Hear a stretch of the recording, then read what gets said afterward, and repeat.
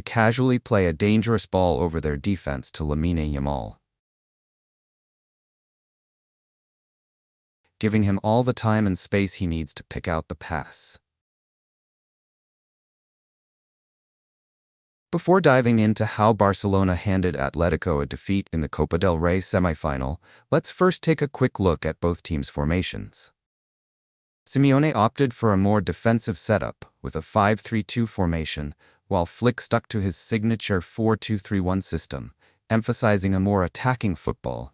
Here's a closer look at how Flick's Barcelona outclassed Atletico Madrid in the Copa del Rey semifinal.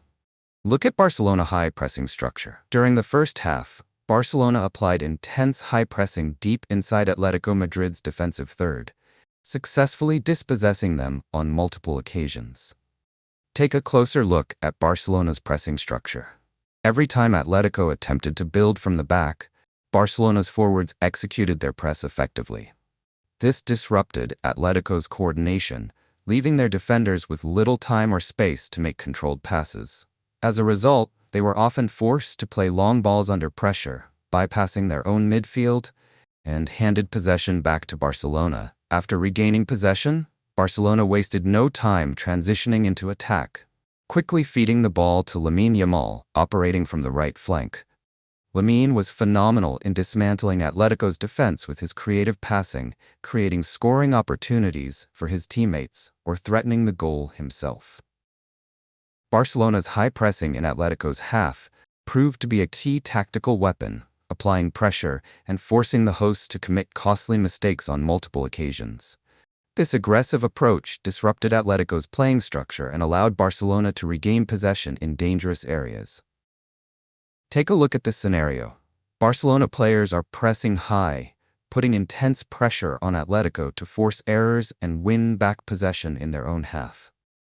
Once in control, here is how the midfielders are wasting no time in shifting the ball out wide to Lamine Yamal to make an attack.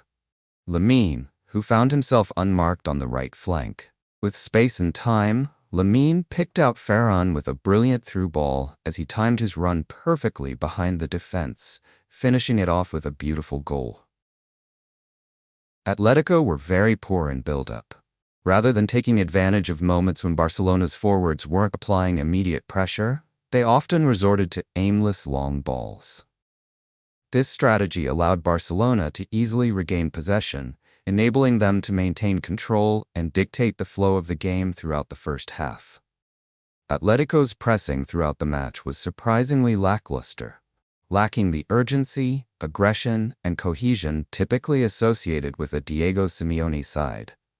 Rather than closing down spaces rapidly or pressing as a coordinated unit, Atletico's players were often seen moving at a casual pace, merely shadowing Barcelona's movements without applying any real pressure. This passive and disjointed pressing approach left large gaps between the lines and allowed Barcelona's midfielders and defenders ample time on the ball to assess their options, dictate the tempo, and launch well-orchestrated build-up plays. Atletico's failure to disrupt these passing lanes or apply pressure in key zones gave Barca the freedom to probe patiently and then strike decisively when openings appeared. As a result, Barcelona dominated possession and consistently carved out dangerous attacking opportunities, effortlessly shifting from patient build-up to incisive final third play. Watch how this sequence highlights Atletico's defensive flaw. A group of 4 players fails to close down Pedri, allowing him to casually play a dangerous ball over their defense to Lamine Yamal. Instead of applying pressure, they're just jogging around him, giving him all the time and space he needs to pick out the pass.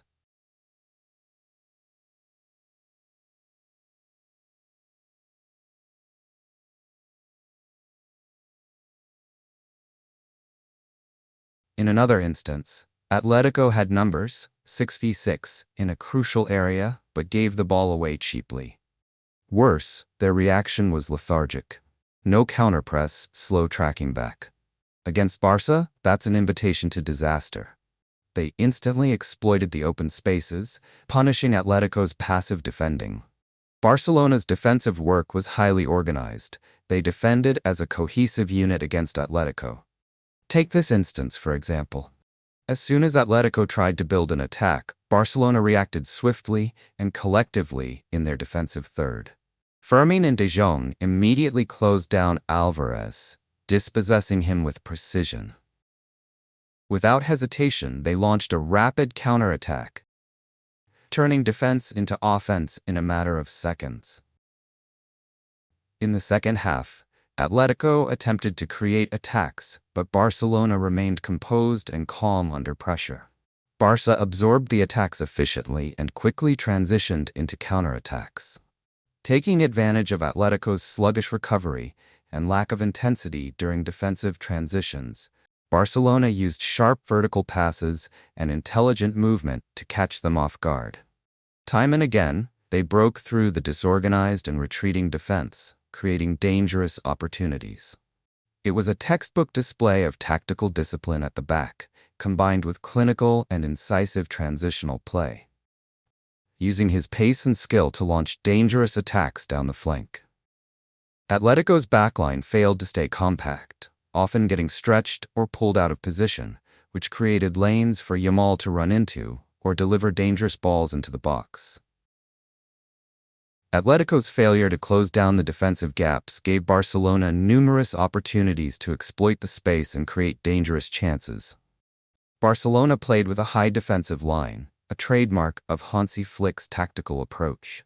This strategy repeatedly caught Atletico offside, effectively disrupting their attacking rhythm.